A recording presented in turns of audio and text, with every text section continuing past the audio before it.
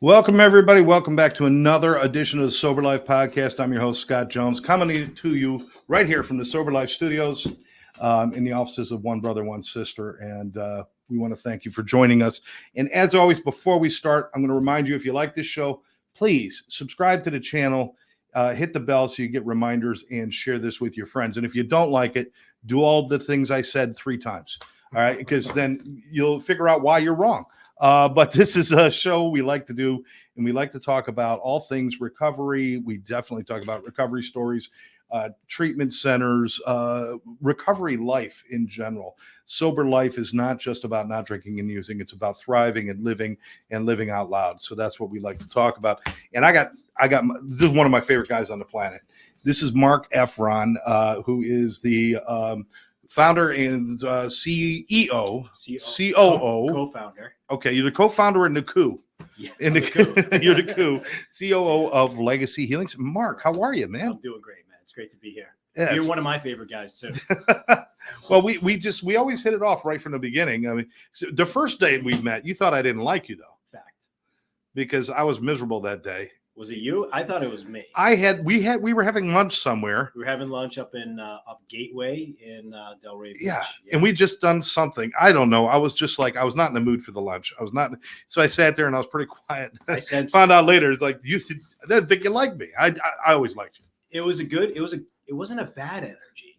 It was more like once I heard about who you were and your involvement, your commitment, and your journey, I immediately felt like, all right, maybe I'm the new kid on the block. I don't know if he's going to like me. Let me put my best foot forward. But here we are. No, here we are. And we've done different things together. We've done trainings with you, and we've been over at your place, and we've had many meals together and different things. And I got to tell you, first of all, I want to know a little bit about you, and then we got a lot we want to cover today. But Legacy Healing. This is to me, when I walk into the place, is like, this is what treatment should be. Is that what I mean? I don't look around and say, oh, I would change that. I would change. It's what treatment I think should be. Was that your goal? Was to really create that utopia? The answer is yes. I had no idea it was going to grow into what it's been blessed to be for countless team members that we have, because we don't have employees, we have team members, right? So like long-term vision and the planning, and what we wanted to do was ultimately create a place, my business partner and I, and co-founder, Ben Fox, he's our CEO also. I've known Ben 24 years. He was my running mate. So when we set out back in 2014, it was really to create a place strong enough that one of my kids could go there. Right. So the long-term vision was always that, so you could be comfortable when you walk in, but the treatment and the modalities that were there were good enough for my own kids. That's always been the plan. Yeah. Well, and a lot of the things that you do there aren't things that you were exposed to when you were going through your treatment and stuff. Why did you decide you needed more? Because obviously the treatment worked because you're here and you're sober today. But why all the extras when you really don't have to do that? I think in fairness, the treatment that I submitted to back the first time in 2006, and I wasn't ready. There was a breakdown in the treatment center that I went to of what they were actually delivering. See, people go into treatment, they go in with all these problems, right? They walk in with IRS issues and family issues and dynamics and legal issues and self-esteem and self-worth issues. They walk in with this mountain of problems. Most treatment centers, you leave with the same mountain of problems. So we go above and beyond because that's how we live our life today. We go above and beyond. The standard is so high personally. Now, listen, man, I like to have fun. I like to put my hat on backwards. I'll put my sandals on. I'll be on the soccer pitch with my kids. I'll be out laughing and being silly with my wife and my friends and my family. But when it comes to the business of serving other people and business of saving lives, we don't water that down. So we go above and beyond. We do the organic juicing. We have the wellness program built into our system. We do the biofeedback beds. We do a lot of things that other programs don't. We want to get into the brain. We don't want to just treat the outside, because as you and I know from a sobriety standpoint, it's an inside job, right? So brain pain is a perfect example of that, neurofeedback. dealing with the prefrontal cortex. We want to get in and look at that document and see where the trauma is, see where the pain is, and then start treating it from the inside. We don't want to just shuffle people around. The treatment that I submitted to didn't have any of that. Right. You know, I'll never forget the place that I went to in Cooper City, Florida. I'll leave the name out, but man, like what a hellhole that was. That's where I ended up, and that's where I needed to be. But that was a complete shit show. Well, you know, there used to be this old thing that they used to say, why give them all of these upper end services when they're not used to them and they're not going to get them when they go back to the ghettos that they're from or these bad places that they're from? Why tease them with a good life?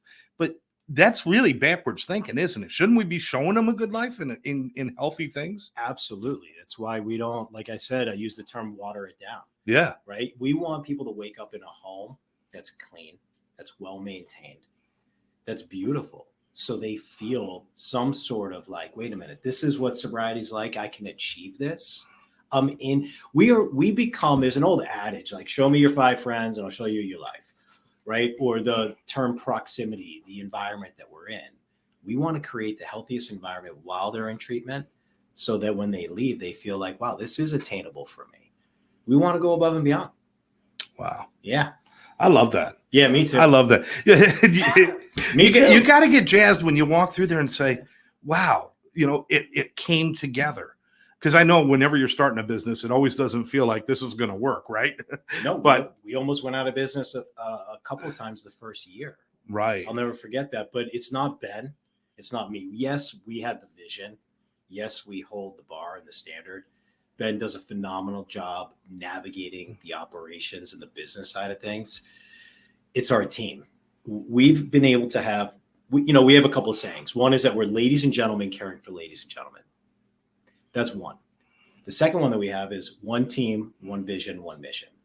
We navigate with that, and we've had enough team members buy into that vision of like, hey, we're just one. We're moving in one direction, and there's one mission. I mean, it's a beautiful, beautiful thing. So that, I think, is the success of Legacy, is the culture that Ben and I have been blessed to be able to be a part of building. And that's the culture from top to bottom and bottom to top. It's not the place where you go in, and we've all seen them where you go in and half the employees are disgruntled or they're upset or they're just kind of phoning it in and they're not engaged. I don't see that when I go to Legacy. When I go to Legacy, I see everybody stepping up, and they're doing it with smiles and they're doing it with joy. And that's important because that's what the clients are going to carry with them. 100%. And you become a product of your environment. Right. Like if the standard is high enough.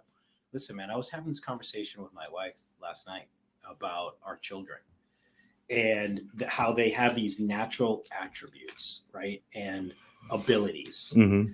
And our kids are totally different. Maven is 12. They're both elite athletes. They're God-fearing boys. They're good boys. They're growing up in the same home, but their grit, their commitment looks a little bit different. And I was talking about standards. I was saying, listen, if we want to get a different result for our kids, we got to raise our own standard for them. We got to teach them first a belief system that supports their standard. Without that, they're not going to get a different result.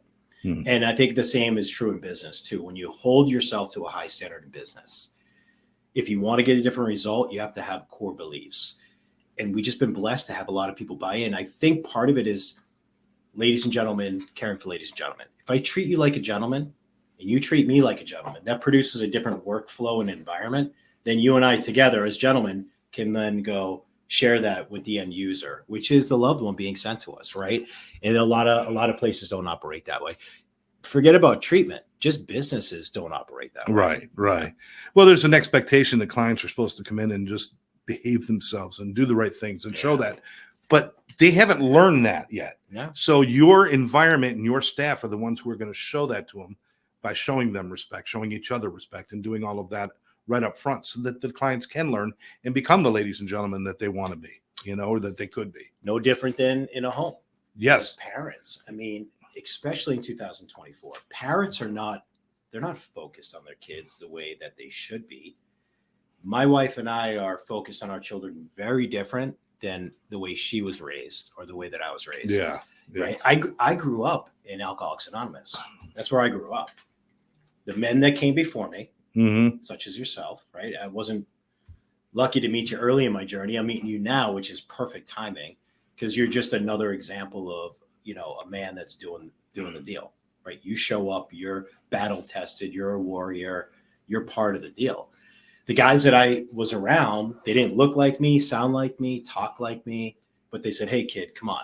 This is where we're going. They had to set a new standard for me because my dad didn't teach that to me. I don't blame him. My dad was a great guy, but he didn't have. People only work with what they have. I mean, to expect them to have something they don't have is ridiculous. Yeah. So what you got to do is you got to look at the effort and the idea behind what they're doing. But Great. that's all good. I want to do this real quick. Yeah. And if anybody wants to know more about Legacy, there's a phone number, 888-858-0137. And of course, you can go to intake at legacyhealing.com. Locations, Cherry Hill, New Jersey. You've also got Parsippany, New Jersey. Yeah. So you got the top and bottom. And Cherry Hill, don't worry, I'm not coming back. I know you kicked me out of Cherry Hill, and they didn't want me back in Jersey ever again. So maybe I can go back now. Cincinnati, Ohio, Fort Lauderdale, and Margate, Florida. So you got 5 locations, and you're constantly looking at trying to expand. It's not expand as far as you want to be a monopoly, but to reach more people, right? 100%. That's what it's really about, is reaching more people. Yeah, 100%. I mean, when we first sought out, Ben and I, and I got to give credit to Ben for the Margate location and then our housing out west in Coral Springs. Back then there was a boom in South Florida. It was a hard hit area, the capital of treatment, capital of recovery also, for that matter. But it was a very different environment. It was a company or product polluted environment back then. He said, hey, listen, let's go further west. I said, that's crazy. He said, no, let's go further west. And the more that I thought about it, the more we could isolate and protect the client, right? We could get bigger homes out west. To your point earlier, what's the environment that we're going to create? Right. And that first year, we almost went out of business a couple of times. It was a scary time, because you don't know what you don't know. Right. Until you know it. And Margate evolved into us buying an acute level care hospital to detox so we could have a higher level of care. That evolved into Cherry Hill, New Jersey, your old stomping ground and area, right? That evolved into Cincinnati. And these were all identified as hard hit areas where we could get into the communities. We could be good partners, good neighbors, and have impact. The whole idea is to have impact. It's not to have more beds or more locations. It's to be able to have impact in communities and help families heal. So we've got the treatments in the locations. We've got the housing in the locations. And then each location has a family program that's attached to it. So we've been able to really have massive impact. Like our Fort Lauderdale location on Friday nights is open to the general public. You don't have to have a loved one in our care to be able to come in and have family repair and restoration and healing begin. So it's a family disease, man, as you know, and I'm sure your listeners know. My family wasn't involved. They dropped me off. My dad said, good luck. And my brother, literally, he let my ass hit the ground. It bounced back up and got me into treatment. Right.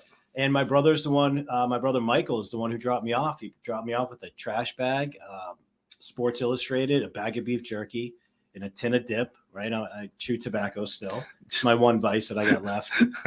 And, so the rest is kind of where we're at. We want to continue to grow, but we want to go to the places that are hard hit areas.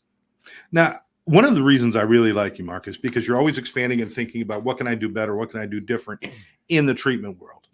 And by the way, call them and check them out. Look online, go visit and tour. But this is really important. People will research a used car more than they'll research a place to get their kids clean and sober. Yeah. They need to go look at the place, talk to people, and you always invite that. But as much as you are into expanding and learning new things, you're also into your own personal journey as well. And I want to talk to you a little bit about that, if you don't mind. I'd love to.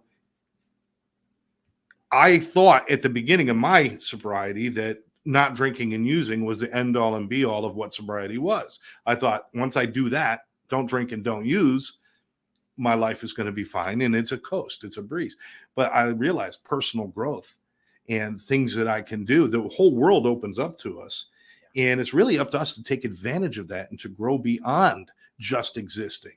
And you're doing that. You follow people and you get involved. Tell me about some of the things, or what was that first moment when you said, I need to grow past all of this? I've had a few moments. Okay. All right. I've had a few moments. And one of the greatest moments was early in recovery. I'll say the following, not to impress anybody, but to press upon certain facts and experiences that I'm no better or worse than any human being. I don't believe that I am, but I'll go back to the word standard. When I first got sober, I didn't have a lot. I didn't even have self-esteem or self-worth. So when all that started to come through and going through steps and going to meetings and going on retreats and following men and getting to diners, and having diner food, right? Those diner days.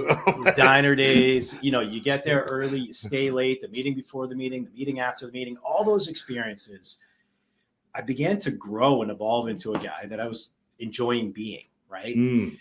Then what happens is they tell you, don't judge anybody. Let God do that for you. All right. And the more that I got closer to a relationship with a higher power, right? That third step, that 11th step, the more that I began to seek, right? Something happened inside of me that I wanted more of that. And that's kind of like the DNA of a drug addict. Like, I just want more. And here's what happened is it can become unpopular because you start to evolve and you start to change. And then people say, well, you've changed. And what I learned in sobriety is that's part of the deal. Like, death and taxes are going to happen, but change is inevitable if you allow it. So as I began to change, people around me began to change. And the people that wanted to see me do well and win and grow, they stuck by my side, and other people passed judgment. That was the first moment of like separating myself, no better, no worse, but saying, all right, these guys don't want me to win. They're kind of judgmental. Got to get rid of them. I want more of the guys that want to love on me. They don't want anything from me. They just want to see me win. So I started to attach to more people like that.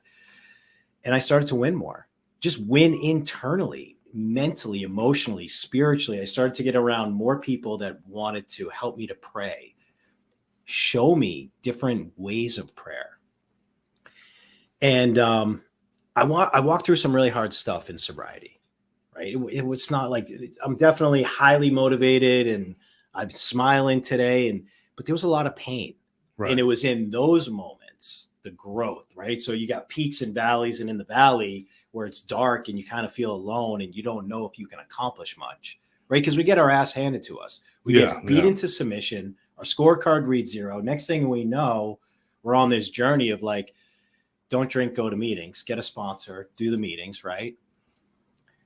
What happened was I was in a valley and it was dark and my life got turned upside down in sobriety, and things happened that I never in a million years thought would happen. Like, if you gave me a pen and said, hey, write down the top 5 things that you think that you're going to relapse over, all 5 of those things happen within a 24-hour period.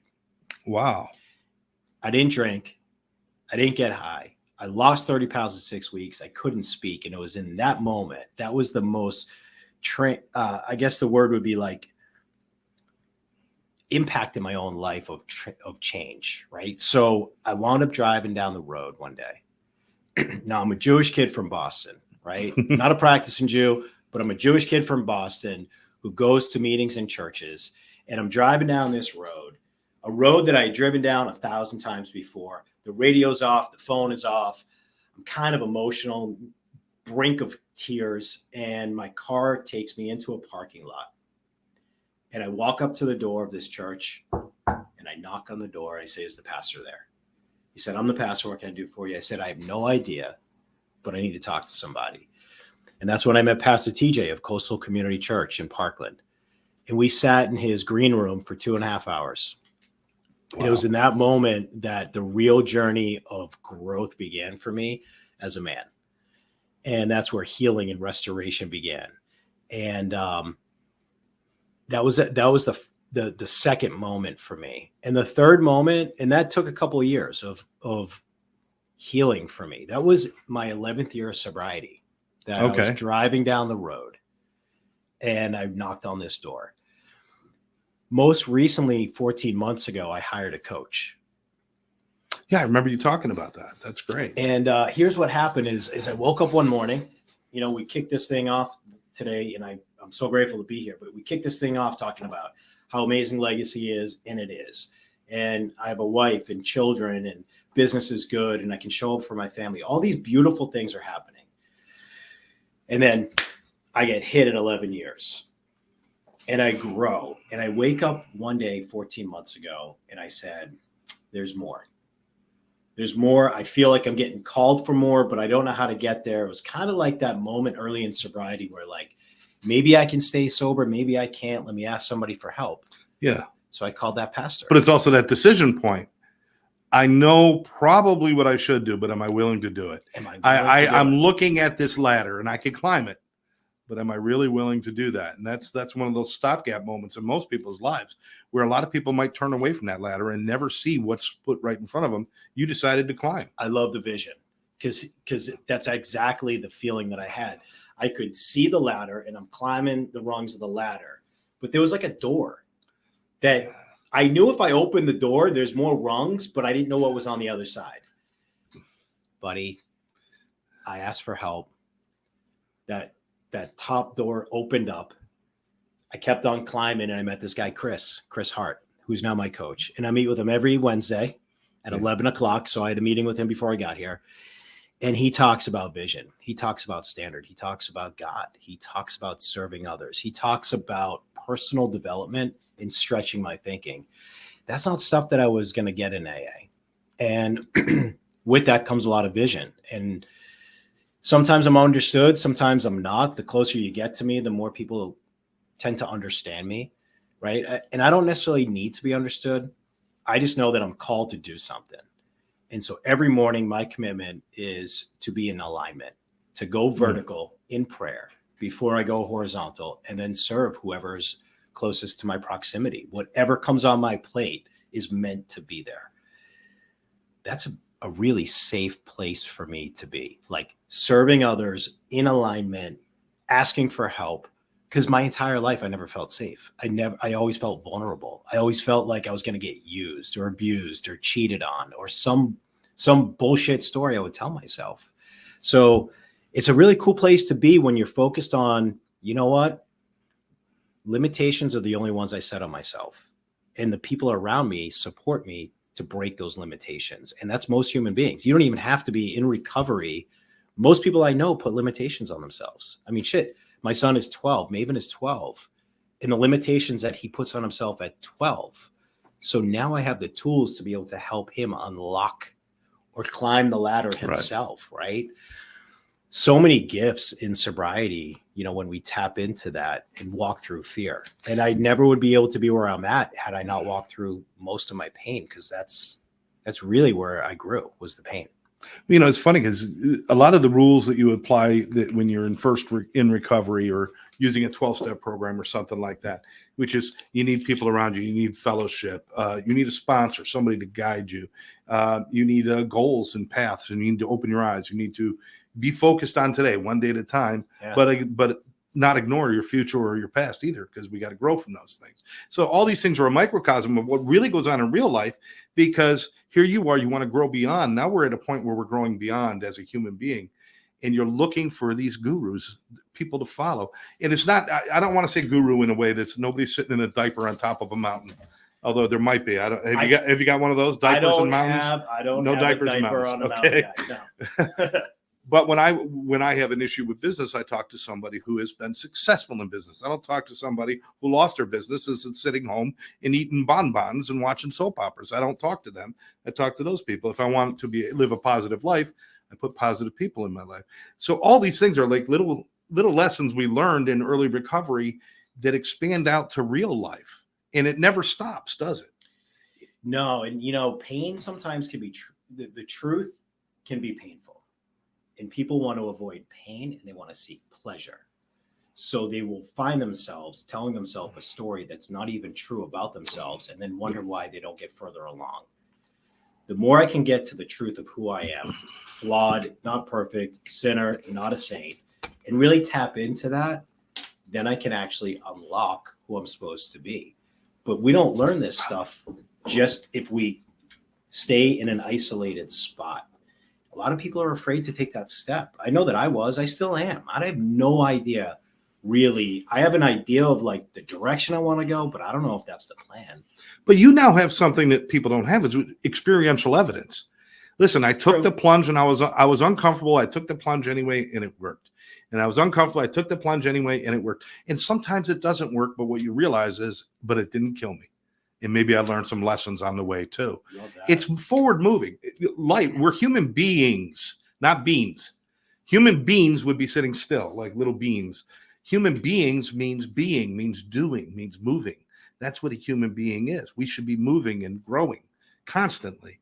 You know, your job is done learning when you take your last breath. That's the only rule in life. And you're just one of those guys.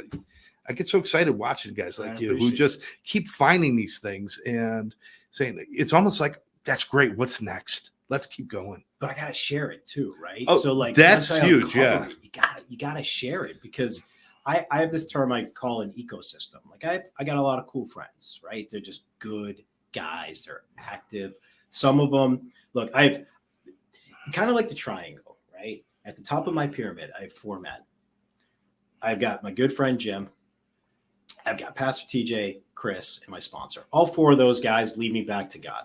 They don't co-sign my stuff. They don't want to hear about the fluff or anything shiny. They just want to hear, hey, man, how are you living? How are you contributing? And when I'm jammed up, I can call them. Then I have 6 guys I do life with. That's my business partner, a couple of partners in the companies that I'm associated with, and then some of my friends. Those 6 guys, we have a lot of commonality, but our spiritual and our belief system looks a little bit different. I am responsible for taking what the 4 pour into me, into my ecosystem, my relationships, to bring some sort of balance, some sort of leadership, some sort of commonality, and maybe just some love to my boys, right? Then everybody else's service. I only got 24 hours. Like I don't think about my last breath often. I mean, it's interesting the way you said it, and I actually agree with you. But I got 24 hours. I got 1 day. Yeah. What am I going to do with that time? Year 11, when I got hit with some heavy stuff, I was suicidal. Drinking or drugging or, removing the pain that I was feeling really seemed like an option. That's a scary, scary place to be when you're 11 years sober and you don't want to live because the pain is so great. And it's even greater than that of when you first got sober. Right. When you first get sober, you don't really know pain. It's just really uncomfortable. At least it was for me. It was like, shit, what am I going to make of my life? Am I capable of doing this thing? Oh, got to go to another meeting. And then eventually, you get to another meeting and life starts to repair. Once life is repaired and things are good and it's taken on a new meaning, when all that seems like it's going to change, man, I got to tell you, like proximity of people that want to pour into you is really important. Absolutely. It's funny because my relapse came at 12 years. Oh, wow. I didn't know that. And I didn't have acute relapse. I had a 10-year relapse. And in that time, things happened, and it's not about my story today, but a lot of things happened. But what happened at the end of that 12 years was I come to a point where sober life was no longer serving me, and I was never serving it. So it became very empty and hollow and kind of like I felt like I was living a lie in a sense. And actually, the most truthful thing I did at that point was pick up a drink, because that was the only honest thing that I actually was sharing with people was I want a drink.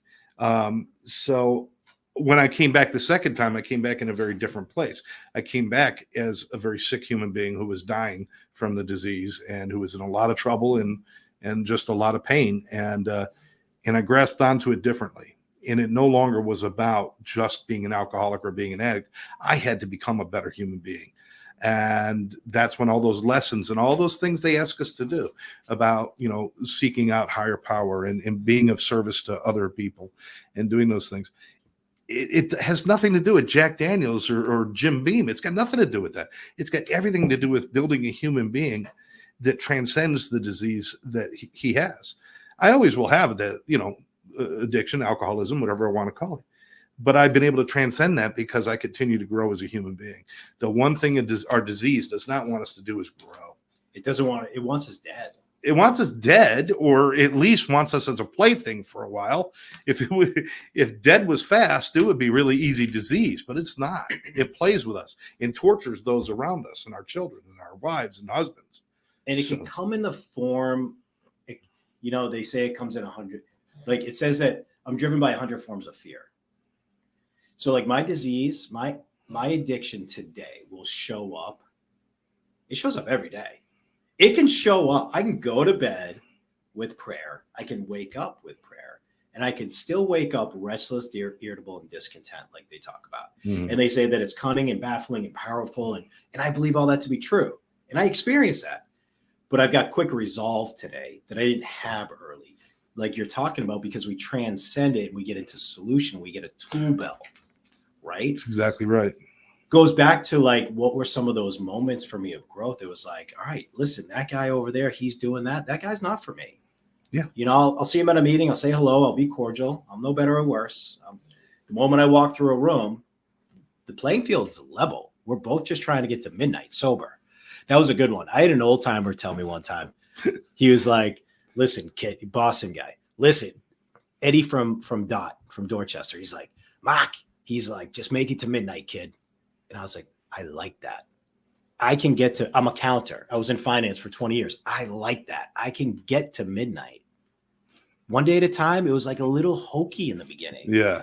All right. Like, all right, go hour by hour. No, I'm going to get to midnight and I'm going to try to pack my day with a meeting and a fellowship and growth. And man, when I first got clean, I had no idea. If you told me that you and I would be sitting here talking about recovery and solution, forget it. I used to hear guys talk about solution. April 3rd, 2008 is my sobriety date.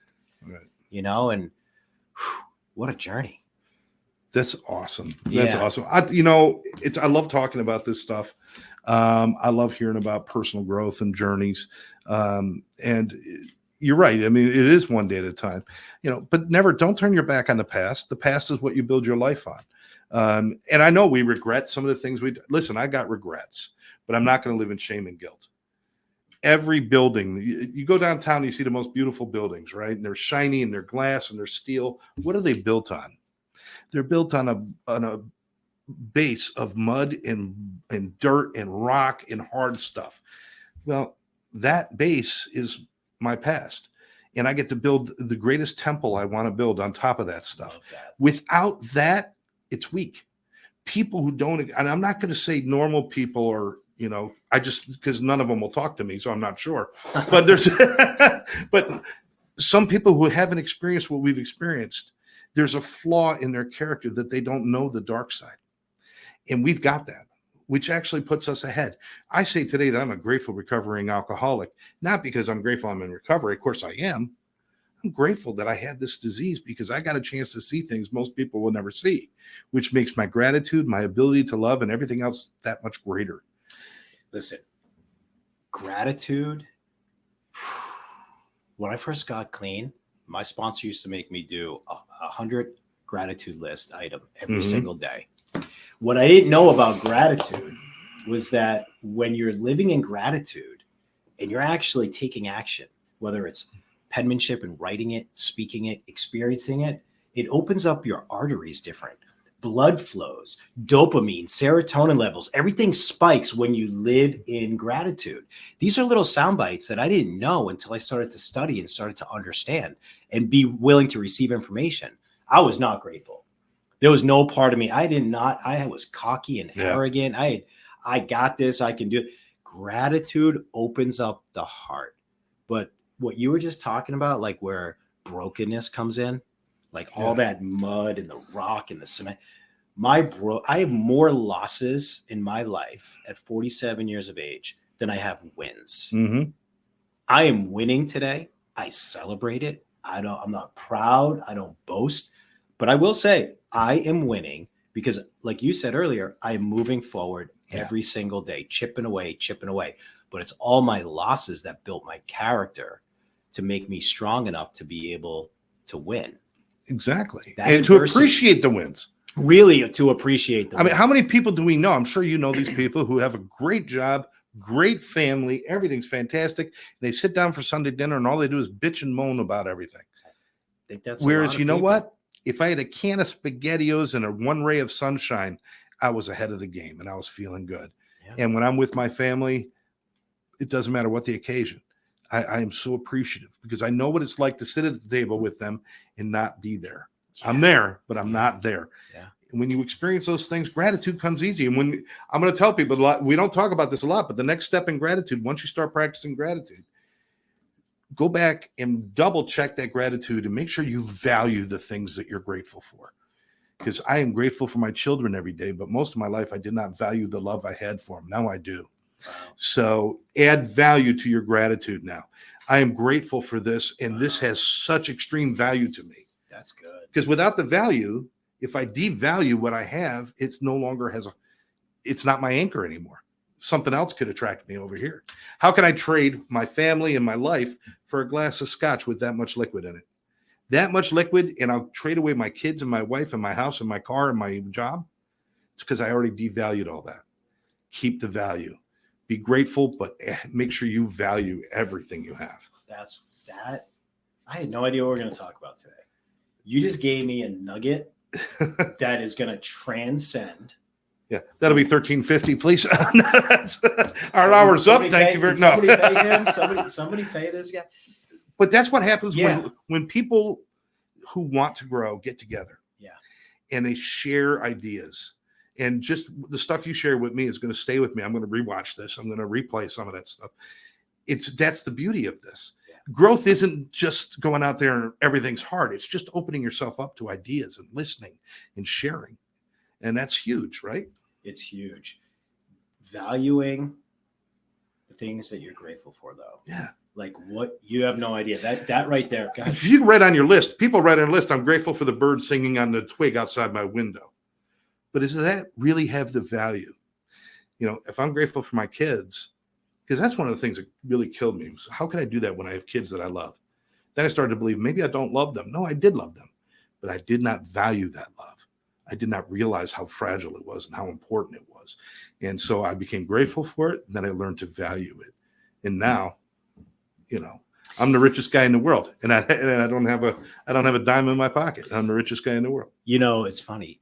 The other day, my kids want to watch this show sometimes. It's called Is It Cake? Have you ever seen it? No, I'm afraid of this. Yeah, it's where they get all these chefs, these gourmet chefs together, and they all bake cakes. Oh. And then, you know, let's say they all had to make a microphone, and there's 4 microphones. One of them is cake. And they all look like microphones. What are the other ones? Microphones, or made out of wood or plastic. Oh. And then there's maybe one real microphone, and then one is cake. So microphone, cake. And you got to vote. So my kids, they like it, and they want me to be involved in it. And it's 9:15 at night, and I've been up since 3:34 a.m. going. And I'm grateful for my kids, and I'm grateful for the time because it's about to be bedtime. Maybe they're showered, maybe they're stinky from coming home from soccer practice. And my wife says to me the other day, she says, "Could you put your phone down?" I'm like, "Yeah, but this is a father whose son is in our care, and I need to respond to this." She'll put her hand over my phone. She's like, "Can you just be present?" Now, it's not all the time, but that happened. She said, "The kids are going to turn around, and they're going to look to see if you're watching." Sure enough, the kids turned around as I'm putting the phone down. They were like, "Dad, this is awesome, right?" That was a moment for them, for validation of the time that we're spending with them. Absolutely. And I'm grateful that my wife, you know, she pointed that out, because it's not that I don't value it. It's just I'm putting that father and his son in that moment over the moment. Now, listen, I show up, man. It's like bedtime. I'll cook breakfast most days of the week. I mean, my wife is phenomenal at home. She's an incredible mom. So I can't take any credit. I take zero credit in my home, you know, but it's in those moments that I think that I can be better. But that's really what it is, because in 2024, the world that my children are growing up in, it's wild out there. And if I'm not real mindful of the messaging, absolutely, the main thing when it comes to parenting that I'm focused on, which is kind of what we've been talking about, what is the story my children are telling themselves about themselves, And how do they hear daddy's voice when I'm not around? When they're in school, when they're with their friends, when they're on the soccer field, when they're out at an event, how are they going to make decisions differently than maybe we did when we were kids? So I'm very mindful of the words and the messaging I put in their head. But you bring up this value, like the value and the gratitude. It's kind of what my wife was on the other night. Yeah. And I really do want to appreciate or just show my appreciation for you bringing it up, because I can just do better at that. Yeah, I don't think there's many greater joys in life than having your child ask you to share in their happy, joyous moments. Especially when you don't care if it's cake or not. Yeah. I don't really care if it's cake or not. Like, it's kind of wild. But, and it's those moments that are the moments that they'll remember forever. Correct. That time that Dad guessed the wrong wrench and it wasn't cake. Right. And then we all started laughing and root beer came out of his nose. But those are the moments that last forever. Yeah. Not in what the story we don't want is Dad was absent, because if we were going to be absent, we should have just stayed out there. We got sober to be present. Yes. To be present for those that we love, for those that are in need, for our higher power, and for ourselves. We're to be present. And it's a full-time job. Being a human being is a full-time job. Yeah. I don't know who the hell came up with being human and being nice is part-time. It's such bullshit. Yeah, it's bullshit. Just be good. Well, how many people rent space in your head, but you don't get paid for it? Yeah. Like, how many thoughts do we have? The average human being has over 30,000 thoughts in a day. The average. That's average. There's nothing about you that's average. Now, for the male human being, that half of those are sexual. The rest we'll count the rest of them. Maybe more. Maybe more than half. Let's be honest. We're talking about the truth today. But you're right, Mark. We all are in this game of let's make a big deal. It's like, I need trauma. I need problems. Right. Guess what? You don't need them. You're just used to having, you want to challenge and have problems and feel sorry for yourself. What if we were happy all the time? How much torture would that freaking be? Why couldn't we be happy all the time? I think that's how God wants it. I think God wants us to be happy, joyous, free, walking in the light. And then whether it's this thing or the people that we surround ourselves with, just our friends. Like, there's a lot of people out there that just don't want other people to do well. Yet people keep those people around because they co-sign BS. Like, I know that my wife she'll probably watch this. She's got some friends that I could probably say, babe, like, they're good people. They're good people. They're not hurting anybody, but they don't build you up. You're an incredible mom, wife. Listen to this. My wife, she's a wife. Well, she's a woman first. She's a mom. She's a wife. She's a daughter. She's a sister, and she's a friend. She's a contributor. She's got like 7 different personalities right there that she has to please before she's an even independent person. So shout out to you, Sybil. Hey, here we go. Multiple personalities. I'm with you. But the point is like, I'm over here doing this work and I watch her do her own work, but then maybe she still has friends that are trying to pull her down. She's got to lift those people up. And that goes back to the kids thing, right? So it's like doing this change thing and seeking new information. If you're married, you got to do it together. You got to be growing in the same direction. Otherwise you grow apart. That's the point. Mark, tell me about Marc-Effron.com. What do we got there? Yeah. So, we rolled out Marc-Effron.com. There's a link there to some of my social media feeds. There's some topics, some articles that are on there, but ultimately the direction that we're going is I've been asked to speak quite a bit. I'll be speaking May 11th in Boca Raton at an event where there's going to be a little over 1,000 people. And that's going to be to raise awareness within the mental health and substance abuse, not the business side of things, but just to bring awareness to have healthier conversations. I've been asked to speak a lot. So that's a place that people can go and ask me to come in and speak to families, loved ones, school systems. I speak within sports agencies quite a bit as well, because I can relate a lot to the athlete.